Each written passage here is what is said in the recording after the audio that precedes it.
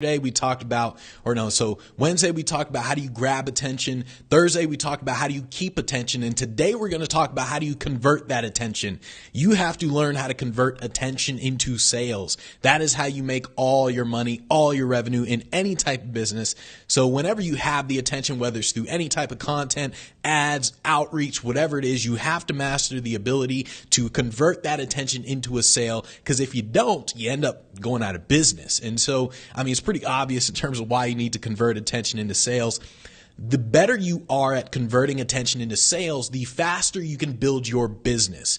That's why you have to get really, really good at this stuff. That's why you got to study things like copywriting, persuasion, all of that, because the better you are at converting attention, the faster you will build your business. Think about it. If you're sitting there, imagine if you put an ad to an opt-in page, and then immediately after the opt-in page, you said, hey, buy my stuff. And people said, let me give you $1 million. And then bam, you got $1 million instantly. You didn't have to wait a year, nothing. You just got it instantly. Well, now you can funnel that money back into your business. And once again, you'll build your business faster versus if you have an opt-in page, people opt in, and then all of a sudden 3 months, 6 months later, they finally buy. Well, now it's just taking too long to actually generate revenue. So the better you are at converting attention, the faster you can build your business. This is like when I talk with all the speakers in terms of your website, right?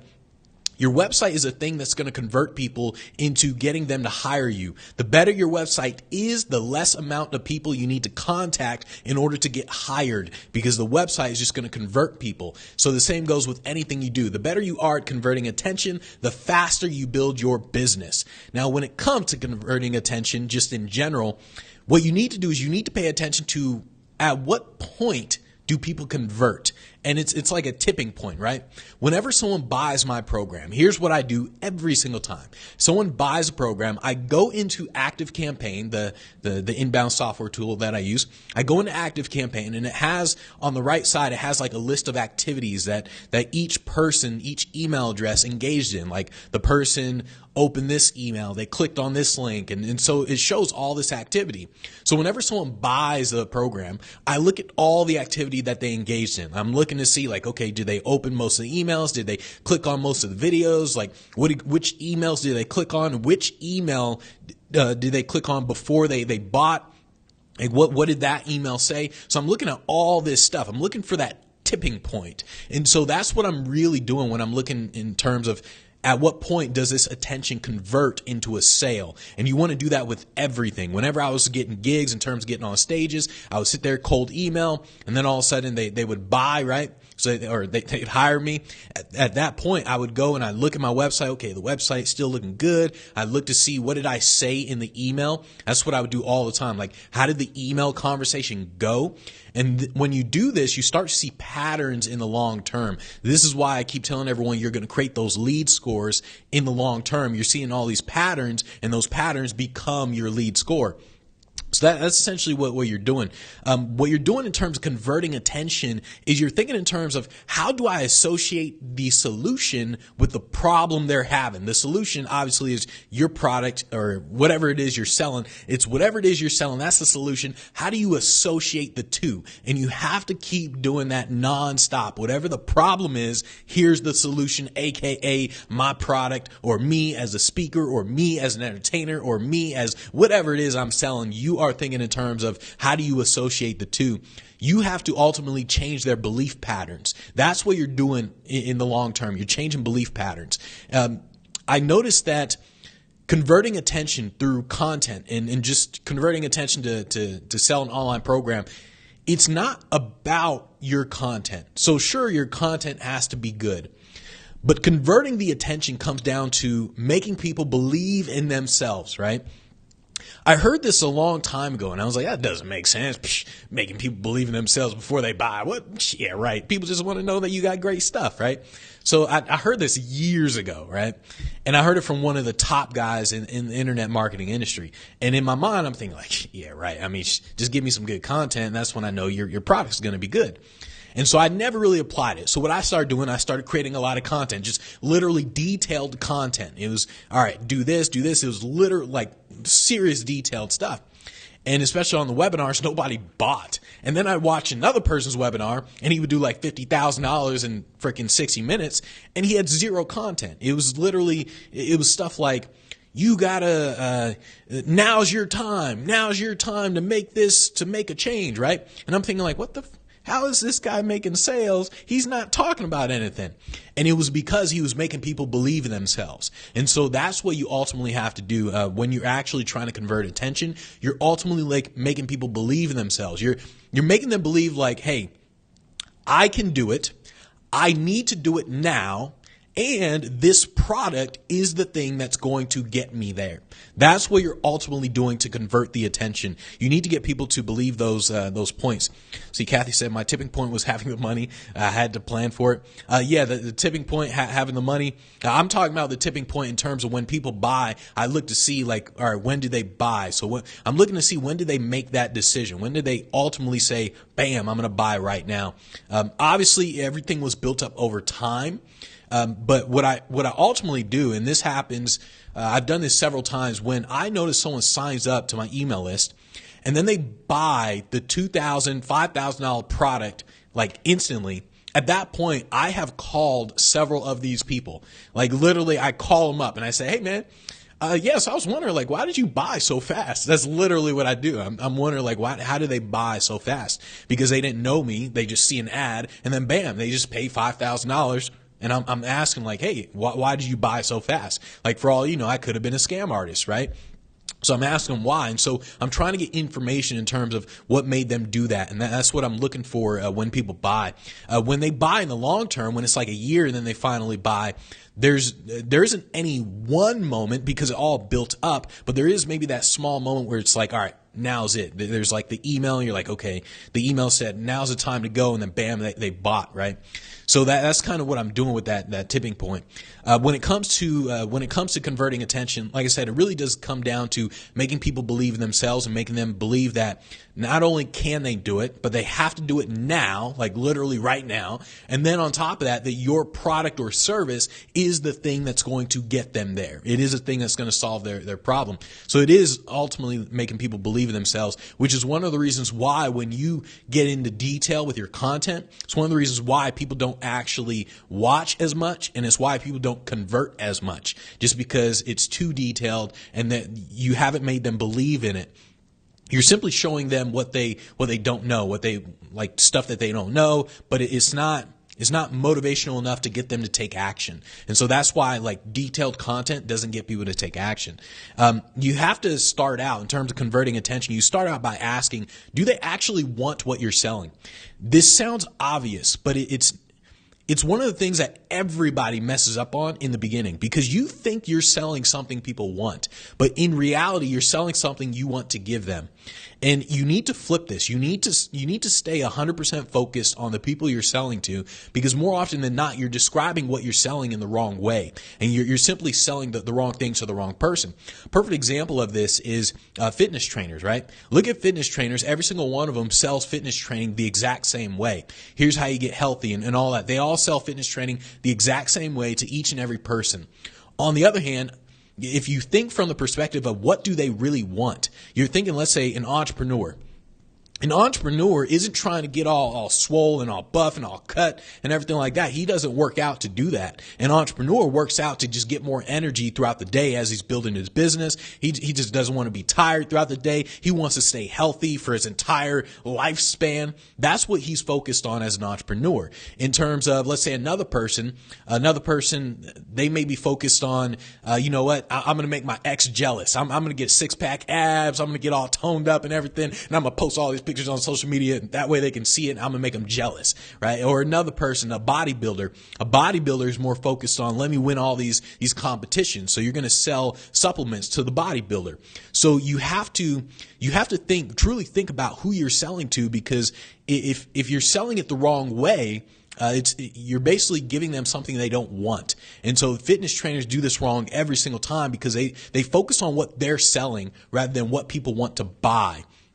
And so you have to truly think about what it is people are really buying. A perfect example of this is the American Express Black Card. The American Express Black Card for those of you who don't know it, this is like the credit card of all credit cards. I mean, like the credit card, unlimited. I mean, you get all sorts of perks and everything, right?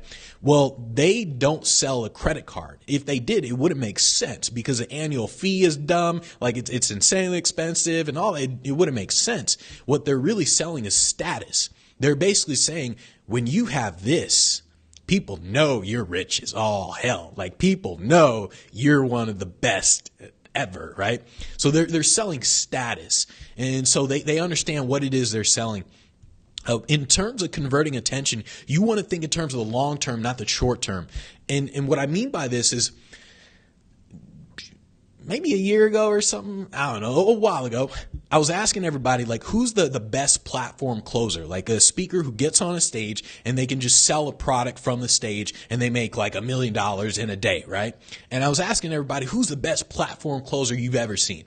And so several names came up. Oh, this person, right? So names came up. Nobody, not a single person mentioned Tony Robbins. Not one. Nobody ever said Tony Robbins is the best closer.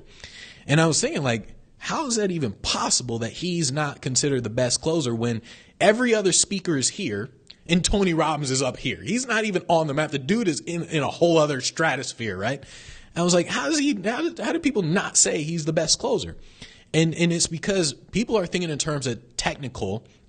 Like, all right, these guys are the best closers. Whereas Tony Robbins thought long term. He's like, you know what? Short term, these top closers, they come across as like a used car salesman, like shady and all that. They're just trying to sell me. They're not really trying to help me in any type of way. They just want to sell me and then leave, right? Whereas Tony Robbins comes across as someone who truly wants to help you. And so in the long term, he won. Like he won in the long term.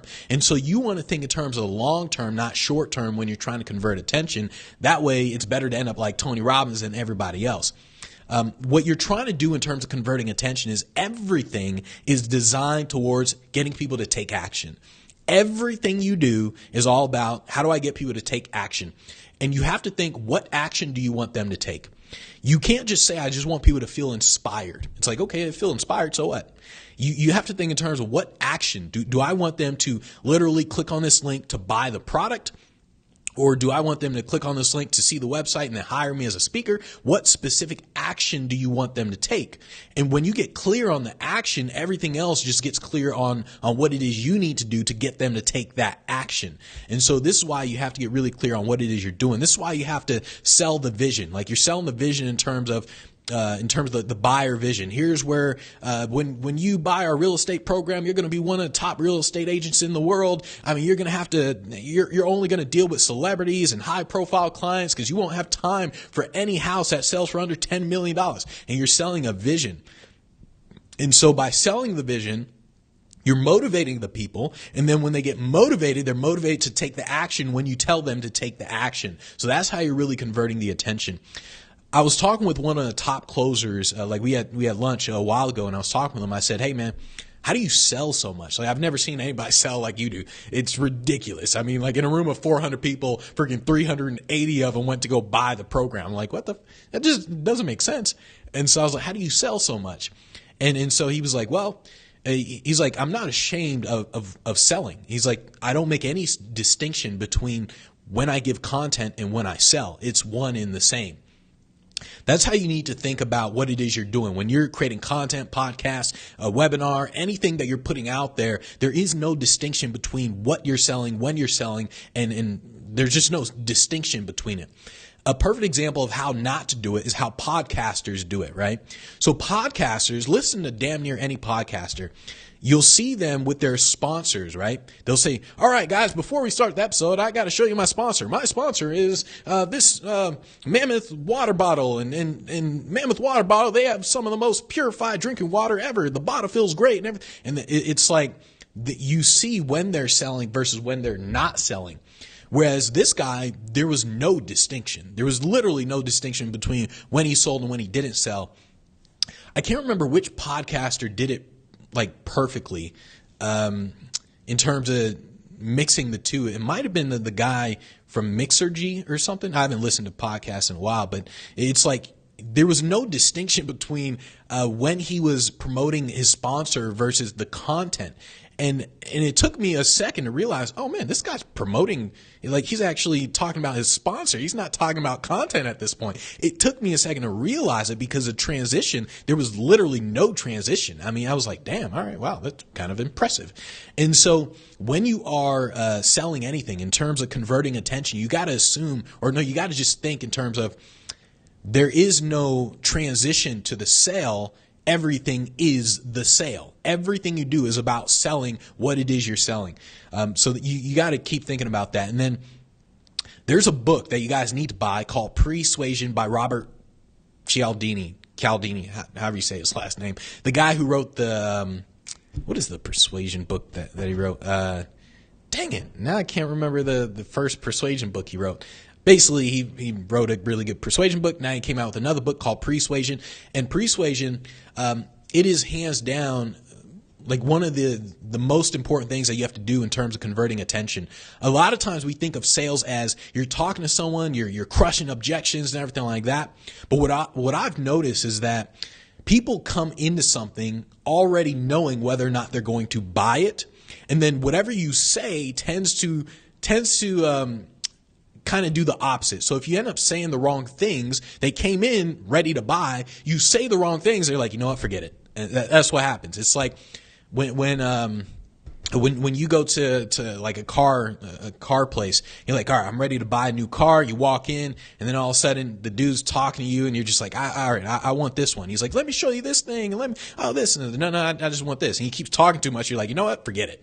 And you just leave. And so what I've noticed is that when it comes to converting attention, people already come into it knowing whether or not they're going to buy. So this is where you pre-frame them. And the best persuaders pre-frame people. And so you have to simply think about what type of attention do you have.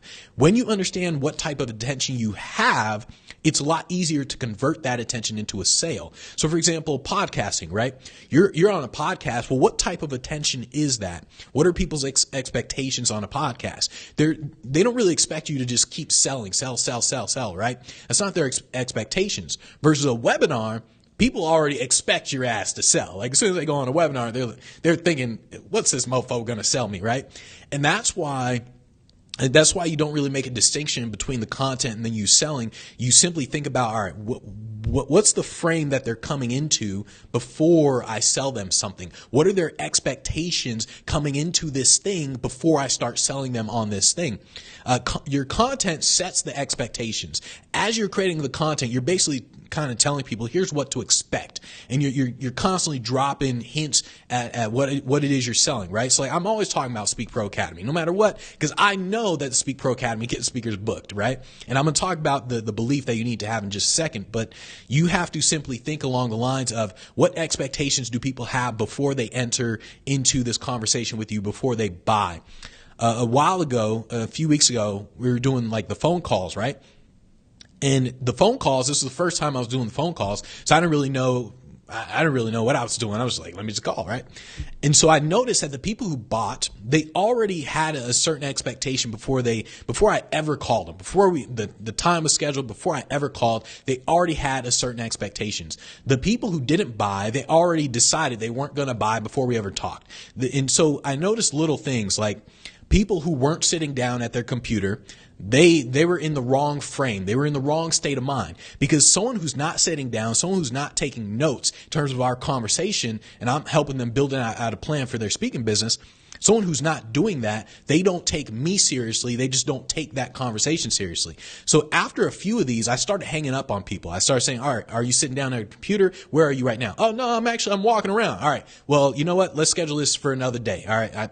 I mean, there's no point in talking right now if you're not taking notes, but all right. Thank you. Take care. Literally, that's what I started doing, because it's just a matter of what frame of mind are they in before they actually start talking to you, before they start buying.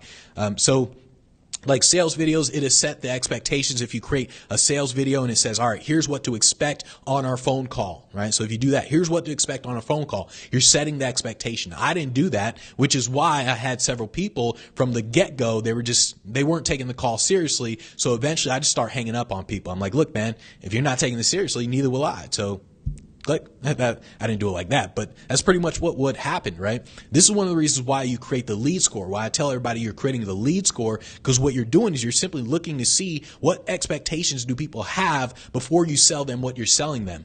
This is why I say conferences and seminars do not pay speakers. They just don't pay speakers because their expectations are very different than a company like Google, than a company hosting an award banquet, because conferences and seminars, their expectation is basically you as a speaker, you're an expense.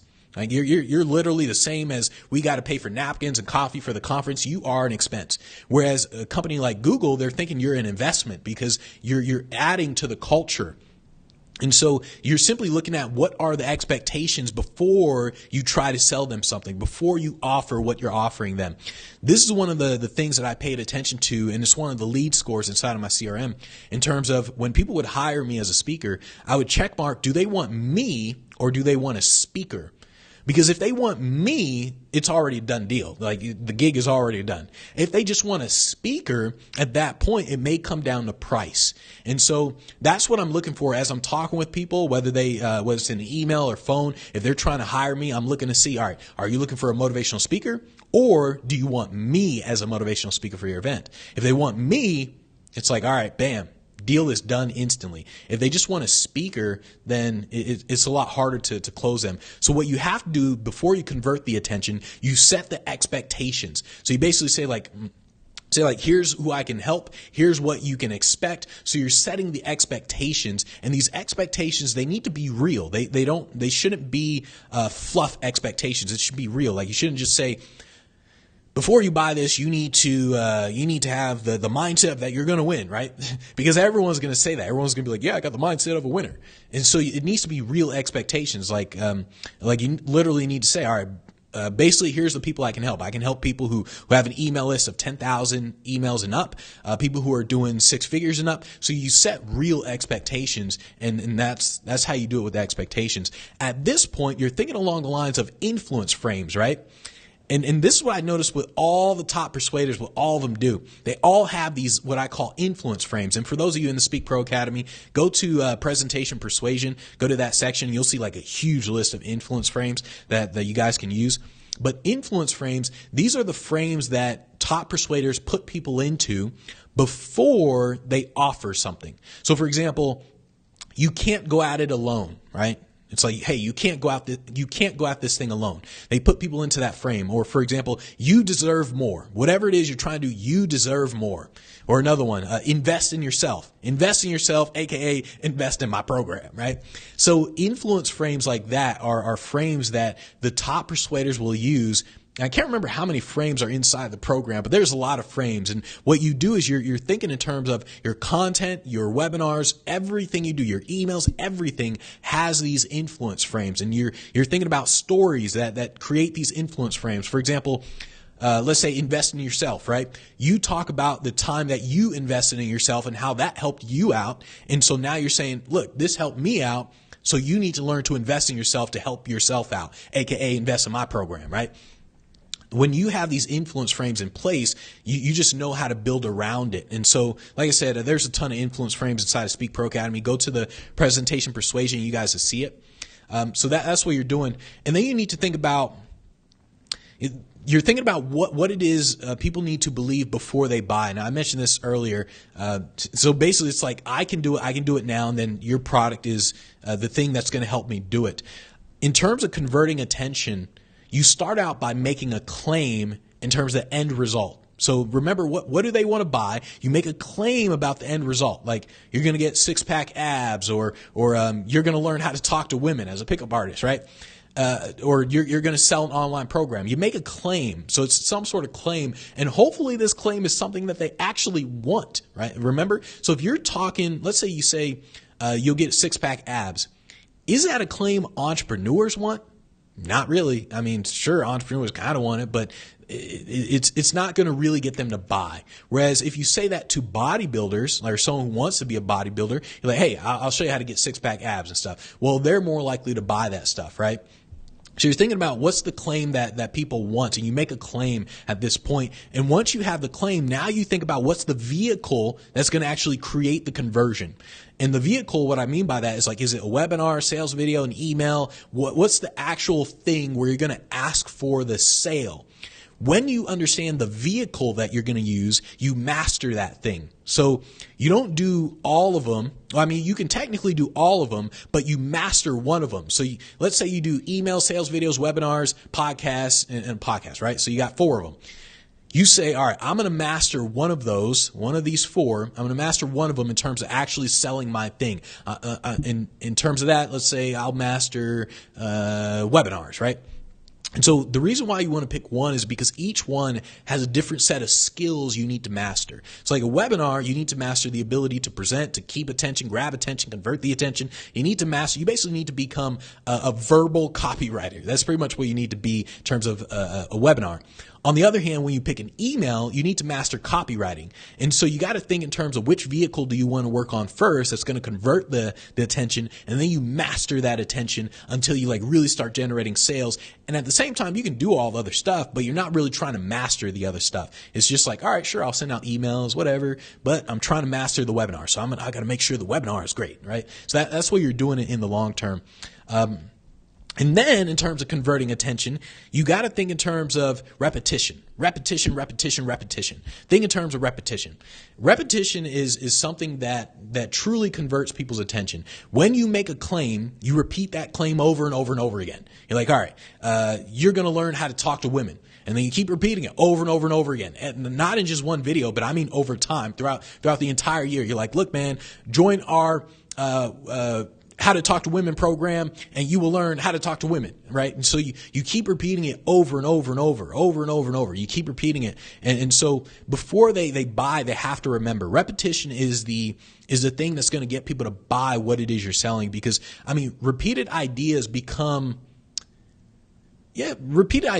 plausible through familiarity. So when you keep repeating something, this is how fake news actually happens. When you keep repeating something, people believe it to be true. Whether it's true or not doesn't matter. I mean, people believe it to be true because they see it all the time. And it's just like you see it, you hear it all the time. It must be true. And so there's this platform closer, one of the top closers, and he has so many video testimonials that it's not a matter of does his thing work. It's a matter of it's a matter of like, okay, should I get it or not? He has so many testimonies that he puts on his presentation, on his PowerPoint, just testimony after testimony after testimonial. That you're no longer asking like, well, does his thing work? You're kind of just like, okay, fine, I get it. Stop showing me so many damn testimonials. I get it. Your stuff works. And so Viagra actually does this really, really good. So like Viagra, they presuppose that their thing works. They don't say take our pill and then you'll have an erection. I mean, well, they do say that, but that's not just what they say. They say if your erection lasts more than 4 hours, then contact a doctor. So by saying that, it's like, well, I mean, it must work because they presuppose that it already works. And so they keep doing that. They keep repeating that inside of your head. So it's no longer does it work. It's just a matter of how long it's going to work. And so that's what repetition does. I mean, who knows if it's true or not, that's what repetition does. So the purpose of everything you do, like the purpose of your content, everything is literally to sell.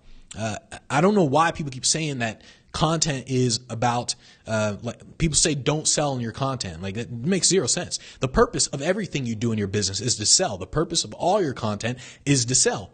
In your content, you're repeating the claim that you're making. Like, what's the claim? You're going to overcome the fear of public speaking, or you're going to have 6-pack abs, or you're going to learn how to talk to women, or whatever the claim is. You keep repeating it in your content. You're selling all the time in your content.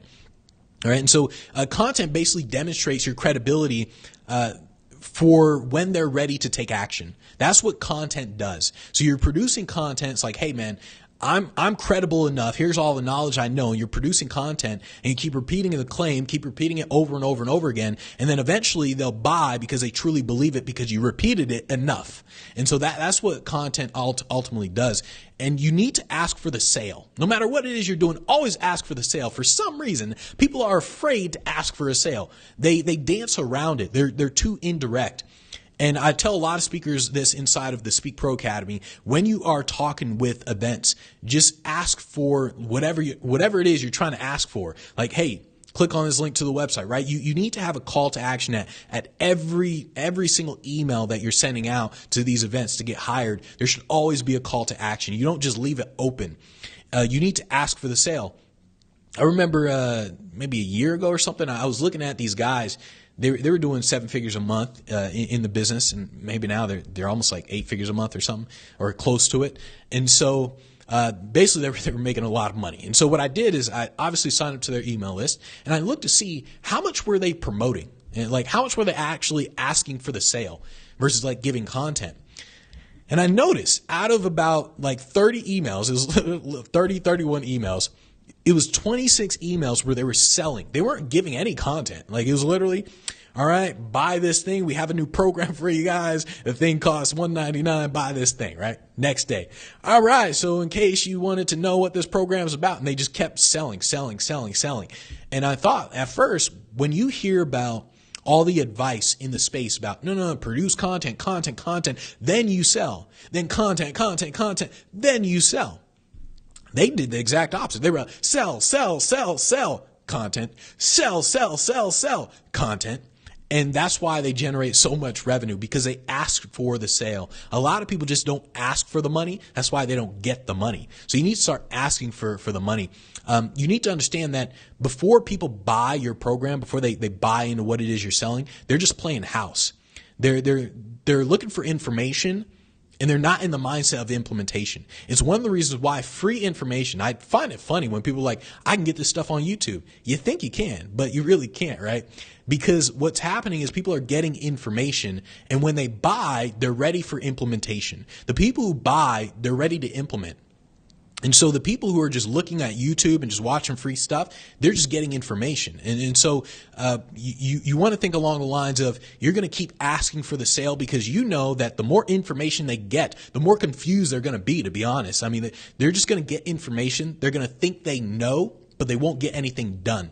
And so you have to keep repeating over and over and let them understand that at a certain point, they have to go from information to implementation. And to make that jump, it's through your program, right? So in terms of converting attention, what you do when you're actually trying to convert attention is you think from different perspectives. So when you make a claim, you make a claim, you say, all right, how to talk to women, right? So you have a claim. We're going to teach you how to talk to women. And you keep doing that.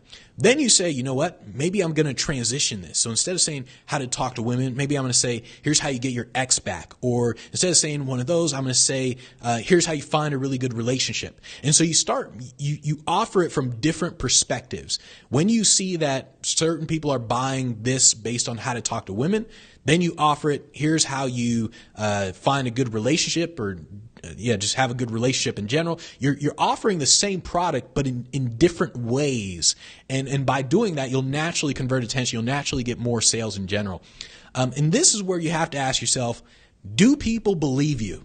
Like, do they believe you? Everybody's getting skeptical. Well, everybody's been skeptical, but now it's just more apparent that people are skeptical. But understand, people are skeptical of you. They're skeptical of your program. They're just skeptical in general. And hey, we should be. I mean, if someone weren't skeptical, they'd be broke. They would buy every single thing that they were offered. They'd be broke, right? And so, of course, people have to be skeptical. And this is why the whole show me, don't tell me comes into play, to where you're not really telling people, hey, it's the greatest program in the world. You're showing them, hey, here's all the results that people are getting. The reason why I keep promoting people like Maggie and all these people in terms of getting on stages and everything is because I'm showing them, hey, when you join the Speak Pro Academy, here's what's going to happen to you. And I haven't even been doing it as much as I should be doing it, which I'm actually going to start doing more, because people need to learn in terms of, if they do what people like Maggie, Bob, Elio, and all these guys are doing inside the program, if they do what they're doing, then they will get the same result. And so you just need to understand that everyone is skeptical of you, of your program, and the way you change a skepticism is through repetition. And you have to change that belief. You change the belief by repeating the same things over and over. Look, Maggie got a $25,000 gig. Bob did his first $200,000 a year. Dave Davlin, he almost hit $250,000, right? And you keep repeating it over and over and over from different perspectives, over and over and over. And people believe it to be true. Hopefully it is true. Hopefully hopefully you're not selling something that's not true, but people will believe it to be true when you keep repeating it over and over and over again. All right. And you just want to understand that skepticism is rooted in fear. When people are skeptical of you, it's because they're really just afraid of whether or not it's going to work. So it's like, if I give you $2,000 a year, $5,000 for your program, is this thing going to work? Like, is it going to make me money? And that's what you have to overcome with the skepticism. And so the biggest thing is just the fear. This is why everyone keeps saying the money back guarantees and all that sort of stuff that you want to offer. But ultimately, you're thinking about, how do I overcome the fear of them giving me money? And the way I think about it, and this is just a personal thing, when someone gives me any type of money, I think in terms of, how do I make them so much money that it was like no question, like no doubt that they should have given me the money sooner. So like when someone gives me $2,000 for the Speak Pro Academy or $5,000 for Lifetime, right? When someone gives me that, I think in terms of, how do I get them to the point where it's like, Maggie, just $25,000 check, or Bob, $200,000 for the year, or Dave, $250,000 for the year, right? I think in terms of, how do I make it to where they almost say like, dang it, it was stupid of me not to invest earlier, right? And when you do that, when you believe that, and I'm not just saying from a fake marketing standpoint of a fake tactic that you're trying to use, I mean a belief that you have that you don't even mention. Like I never would have actually mentioned this. You probably never really heard me mention that, but that's what I truly believe. When someone invests in my program, I'm just like, all right, how do I make them so much money that they're just going to think like, man, it was stupid, I didn't invest like 3 years ago, right? And so this is a belief that you need to have, because what happens when you have this belief is you naturally do more for the people in your program to help them accomplish the end result. And so by doing little things like that, you're going to naturally overcome the fear. You'll just naturally do everything, right? This is where you have to ask yourself, do you believe in you? I don't remember saying, but it's like, if you don't believe in yourself, then how can other people believe in you, right? You have to believe in your program so much that you almost feel like you're curing cancer. When someone doesn't buy, you need to literally feel sorry for them. It's like, look, man, you want to do this. You need to understand that this product is the thing that will get you there. And if you do not buy this thing, it will take you a minimum of 10 years to get there. Minimum.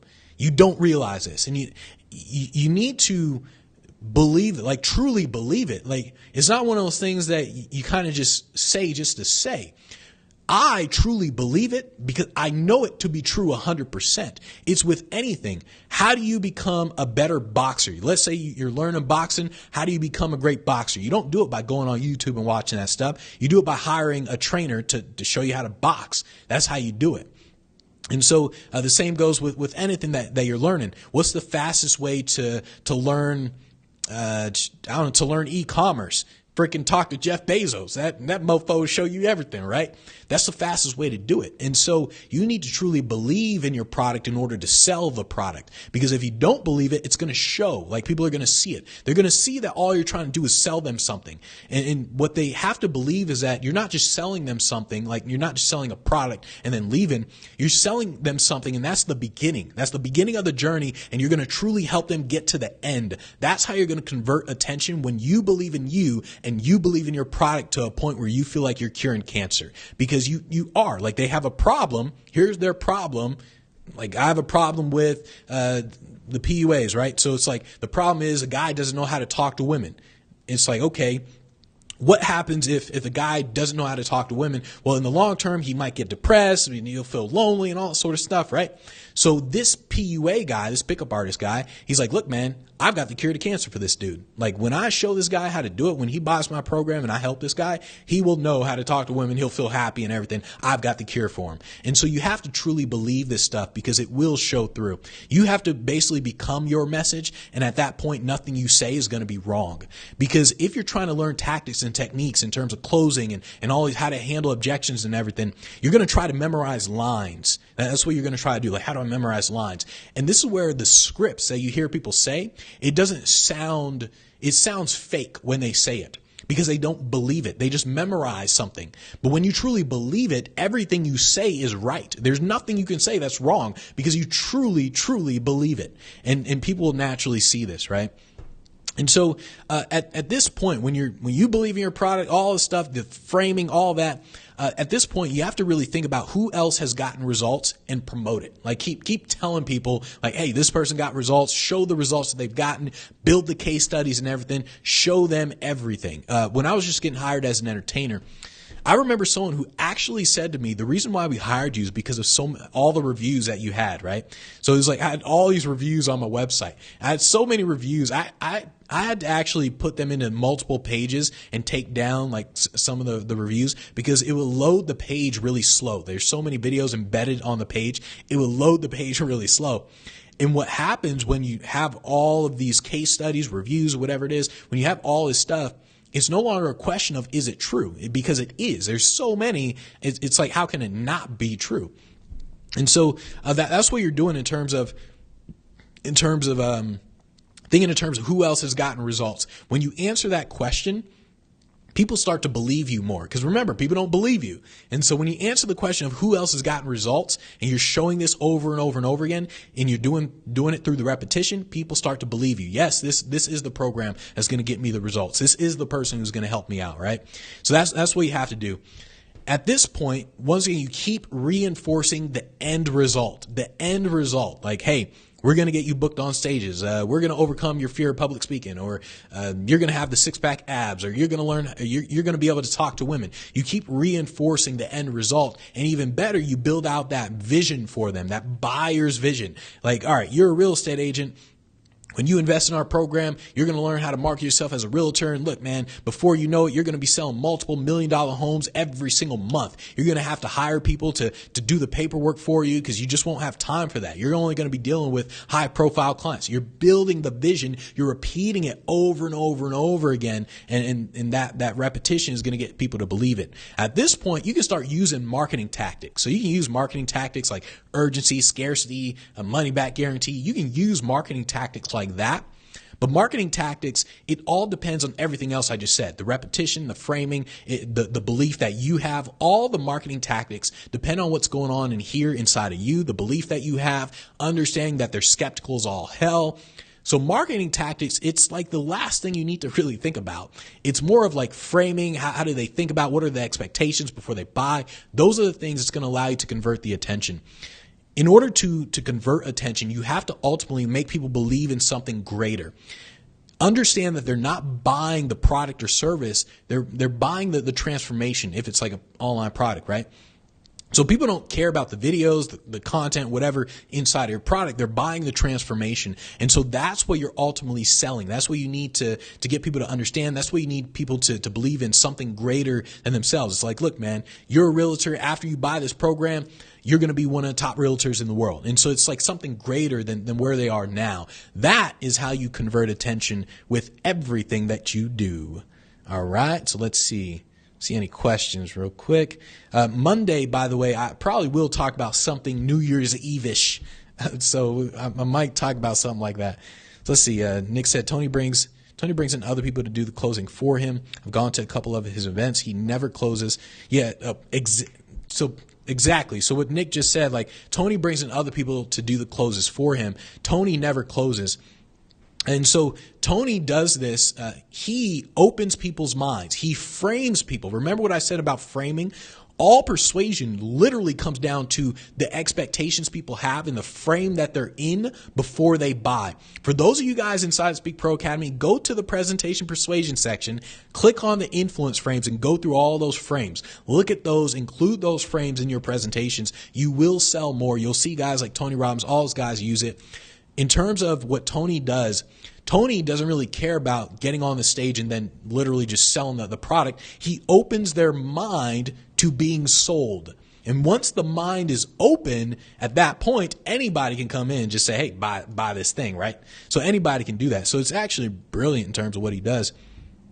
Let's see. Nick said, I did the same thing when I was trying to do real estate. Too many time wasters who would try to spend 30 minutes or more on the phone and they never had intention to do a deal. Yeah, real estate is interesting. It's like if you're just a normal real estate agent, right? And in the beginning, normal real estate agents, what they do is someone calls them, says, hey, I want to buy a house, right?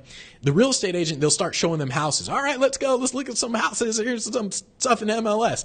And then they'll be like, wait, are you pre-approved? Like, how much are you approved for? And then they're like, oh yeah, we're doing that. We're going to get approved. Okay. So the person's like, okay, cool. Yeah. So let's look at some houses. They start showing them houses. Then all of a sudden after 10 houses, they see the person wasn't pre-approved. They're like, damn it, I just wasted my time on this person. Right. And so you have to truly pay attention to what happens before and set those expectations, understand the lead score, stuff like that. Just understand things like that before people buy. All right. So we are good to go for today. All right. Those are all the comments. Got all the comments. All right. So we are good to go for today. I will see you guys Monday, 9 a.m. Pacific time. Thanks everybody for showing up.